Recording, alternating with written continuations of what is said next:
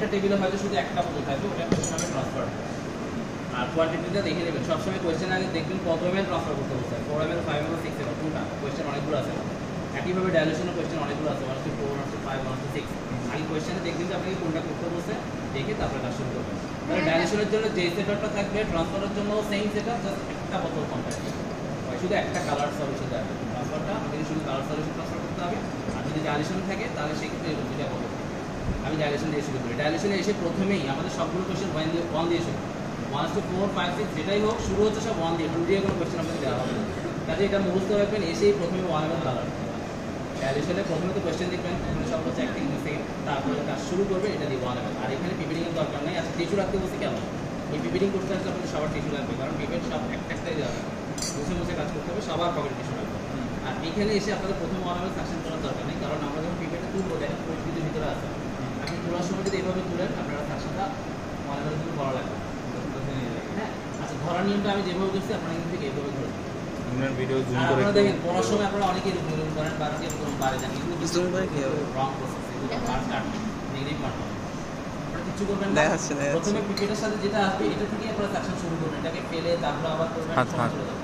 এখানে আপনি পড়ার সময় যা আসে আপনি যদি আবার ঘুরিয়ে সাকশন শুরু করবেন। তাহলে আমি এই স্টেপে আসি না লাগবে, কারণ এখানে অলরেডি অনেকটা আছে। যদি সলিউশন অনেক কম থাকতো তাহলে সাকশন করতে হবে। এখন সলিউশন পুরো বোতল ভরা আছে না, 1 মিনিটটা না দেখলেও সমস্যা নেই, কিন্তু এটা তো মাস্ক করতে হবে। আচ্ছা যাই হোক, যেটা বলছিলাম একদম ফার্স্ট স্টেপটা কি ছিল? The stem of the pipette. The stem আপনি একেবারে এখানে ধরে না, কারণ এখানে আপনার আঙুল রাখবেন, অনেক কিছু নিচের দিকে ওখানে যে ফার্স্টটা আছে এটা নিচের দিকে রাখবেন। তাহলে the stem of the pipette is held between thumb and middle finger. ঠিক আছে, বলো। তারপর ইউজিং জেন্টাল সাকশন। এখন একটা জিনিস বুঝে নেন, আমাদের কোয়েশ্চেন যদি 4 ml হয়, 5 নাম্বার দাগ পর্যন্ত করতে হবে। 4 নাম্বার যদি 4 নাম্বার 4 ml হয়, 5 নাম্বার দাগ। আমাদের পিপেট হচ্ছে ডিসেন্ডিং অর্ডার, এটা হচ্ছে অ্যাসেন্ডিং, 4 হচ্ছে অ্যাসেন্ডিং অর্ডার রেখেছে। ডিসেন্ডিং অর্ডার রেখেছে কি, অর্থাৎ আমাদের 0 হচ্ছে উপরে, তাহলে কত নম্বর থেকে? 6 উপর থেকে। এই বাক্সটা হচ্ছে 4 নাম্বার দাগ না, 1 নাম্বার দাগ হবে। 4 নাম্বার হচ্ছে যদি এটা আমাদের এখানে যদি এখানে কত লেখা আছে 0 না, এটা ডিসেন্ডিং। যদি 0টা নিচে থাকতো তাহলে আমরা কিন্তু এখানে 5 ml নিতে হলে 5, 4 ml নিতে হলে 4 মিলে যেত। কিন্তু এটা যদি উল্টা, তাহলে আমাকে নিচে থেকে কাউন্ট করে আসতে হবে। অর্থাৎ যদি 4 ml বলে তাহলে আমাকে নিতে হবে 1 পর্যন্ত। আপনি নিচে থেকে কাউন্ট করে আসেন, 1 ml 2 ml 3 ml 4 ml। এটা একটু বুঝে নেন, পরীক্ষার সময় আপনার ভুল হয়ে যায়। আপনারা মুখস্থ রাখবেন, 1 হচ্ছে 1 ml, 4 নাম্বার দাগ পর্যন্ত আসলে হবে 1 ml। আর এইটা মনে রাখেন, আর 0টা মনে রাখেন। 0 পর্যন্ত গেলে 5, এটার ক্যাপাসিটি 5, তাহলে 0 পর্যন্ত যদি আপনি মেনটেন করেন এটা 5 ml হবে। আর 1 নিতে হলে আপনাকে নিতে হবে 4, আর যদি 4 ml নিতে হয় তাহলে নিতে হবে 1। এটা একটু উল্টাপাল্টা হয়ে যায়, মনে রাখতে চেষ্টা করবেন। আর পিপেট যারা কিনেননি পরীক্ষার সময় সবাই পাওয়া থাকবে, কারণ আমাদের একটা লিস্ট পরীক্ষার সময় সবার সামনে থাকবে, সবার সিগনেচার থাকবে। যারা যারা নেননি তাদের সিগনেচার থাকবে, যারা পিপেট নেননি সবাই নিয়ে নেবেন, ম্যাক্সিমামই নিয়ে ফেলছে, খুব একটা বাকি নেই। আচ্ছা আমি এবার স্টেপগুলো শেষ করি। তাহলে the stem of the pipette is held between thumb and middle finger. 1 number চলে আসছে, ঠিক আছে। এখানে 1 নাম্বার না, ডাইলেশনের ক্ষেত্রে 1 নাম্বার, বাট এটা যদি ট্রান্সফার কোয়েশ্চেনটা হয় সেক্ষেত্রে এখানে 1.25, অর্থাৎ একটা স্টেপে 1.25 হবে ট্রান্সফার। তাহলে প্রথম স্টেপে আমি 1.25 যদি আমি ট্রান্সফার করি তাহলে 1.25 আমার চলে আসছে, ঠিক আছে। তারপর সেকেন্ড স্টেপ কি ছিল? Using gentle suction with the mouth and the fluid is brought up to the calibration mark. আমার কোয়েশ্চেন যদি 5 ml হয় তাহলে ক্যালিব্রেশন মার্ক হবে 0, যদি কোয়েশ্চেন হয় 4 ml তাহলে ক্যালিব্রেশন মার্ক হবে 1, আর যদি 1 ml হয় তাহলে ক্যালিব্রেশন মার্ক হবে 4। তাহলে আমি সবসময় ক্যালিব্রেশনের মার্ক দিচ্ছি একটু বেশি সাকশন দিব, যাতে আমরা এটা করতে সুবিধা হয়। তারপরে এটা আমরা 5 থেকে 1 পার দিলে 4 প্রতিদিনের দাগ করে নিব, এটা হিসাব করব আর কি। আচ্ছা কালার সলিউশনের ক্ষেত্রে কোন পার্টটা, কোন মিলিস্কাসটা নিতে হবে? কেন কি বলবেন, কেন কালারে আমরা আপার নিই, কালার লেসে আমরা লোয়ার নিই কেন?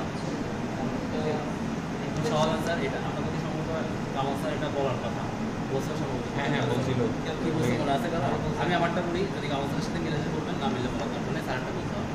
আমারটা বলা হচ্ছে কি, আপনারা দেখেন কালার সলিউশনের ক্ষেত্রে হচ্ছে আমরা ডার্কটাকে করি আসলে, এগুলো কিছু বোঝা যায়, আর আবার ওটা খুব ভালো করে ডিফারেন্সিয়েট করা যায়। কিন্তু এইরকম ডার্ক যখন কোনো সলিউশন হবে তখন কিন্তু আপনি লোয়ার যে মিসকাসটা সেটা কাউন্ট করতে পারবেন, কিন্তু আপারটাই বোঝা যাবে, অর্থাৎ লোয়ারটা ইনভিজিবল হয়ে যাবে, যেহেতু ডার্ক কালার আপনি বুঝতে পারবেন না, ডিফারেন্সিয়েট করতে পারবেন না, সেজন্য আমরা কী করি, আপারটা মেনটেন করি।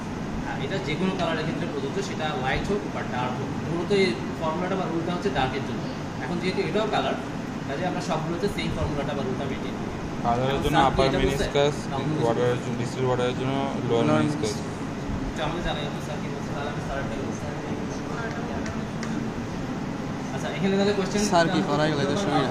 যদি করে যে আমরা কালার সলিউশনে কেন লোয়ার মেনিসকাসটা না নিয়ে আবার নিচ্ছি, কি বলবেন?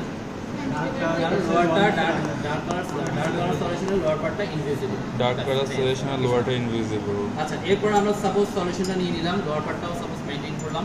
তারপর আমরা কিভাবে ট্রান্সফারটা কিভাবে করবো, দেখেন পিপেটটা কিন্তু আমার এই যে আনুভূমিক অর্থাৎ ভূমির সাথে কিভাবে আছে 90 ডিগ্রি Vertically আছে। Vertically আছে। তবে এটাকে এভাবে কিছু করা যাবে না, একদম 90 ডিগ্রি। এটা 90 ডিগ্রি থাকবে। আর আপনার যে রিসিভারটা সেটা আপনি মোটামুটি গা বেয়ে গেলে হবে, এই অ্যাঙ্গেলে রাখলে হবে, আরও বেশিও করতে পারেন, কোনো অসুবিধা নেই। যখন পজিশন সব কিছু ঠিকঠাক তখন আপনি আপনার ইন্ডেক্স ফিঙ্গারটা সরিয়ে দেবেন, ফ্লুয়েন্টলি পড়বে, কোনো রকম এরকম ঝাঁকাঝাঁকি বাড়াবাড়ি মানে বাড়ি কিচ্ছু দেওয়া যাবে না। ফ্লুয়েন্টলি পড়বে, আমি শেষ করি, ফ্লুয়েন্টলি পড়বে এবং লাস্ট ড্রপে অবশ্যই ব্লো আউট করতে হবে। ব্লো আউট ছাড়া আপনি যদি নাও থাকে ব্লো আউট না একবার মার্ক দিবেন, ব্লো আউট মানে কিন্তু ফু দিয়ে দেবেন, টেস্ট টিউবের ভিতরে সুন্দর করে এভাবে রেখে ফু দিয়ে দেবেন, এটাই আর কিছু না। তারপর কাজ হয়ে যাবে, আপনি সুন্দর করে আপনার এখানে রেখে দিয়ে পিপেটের জায়গায় রেখে দিয়ে চলে যাবেন। না তখন পাখা কেন করবেন, আপনি এইভাবে সোজাগুলো উপরে করেন, এইভাবে সোজাগুলো উপরে করলে একদম ক্লিয়ারলি বোঝা যাবে।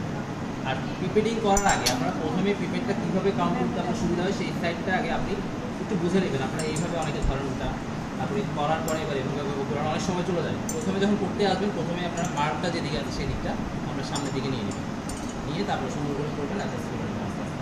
আর আঙুলটা সরাবেন না, আঙুলের প্রেশারটা কমাতে হবে, প্রেশার কমাতে, প্রেশার কমালে দেখবেন আস্তে আস্তে করবেন। কমন প্রেশার ঠিক আছে, এভাবে প্রেশারটা কমাবেন, দেখবেন আস্তে আস্তে হয়েছে। আঙুলকে ওইভাবে করবেন না, এভাবে অনেকে করেন, করার নিয়ম নেই। একজন একটু করেন, করে আমরা ছেড়ে দিই। ডাইলেশনে জাস্ট 2 বার প্রিপেয়ারিং করতে হবে আর ট্রান্সফারে একবার, এটা মনে রাখবেন, সেম কাজ। করি। আর এখানে ইউজ টেস্ট টিউবগুলো সবসময় এখানে রাখবেন, আনইউজগুলো এখানে থাকবে, এইভাবে সেট আপ দেওয়া হবে। আপনি ইউজ করার পর এখানে রেখে চলে যাবেন। মিক্স না করলেও চলে, আবার যদি বন্ধ করে দেবো না। Obviously, why not?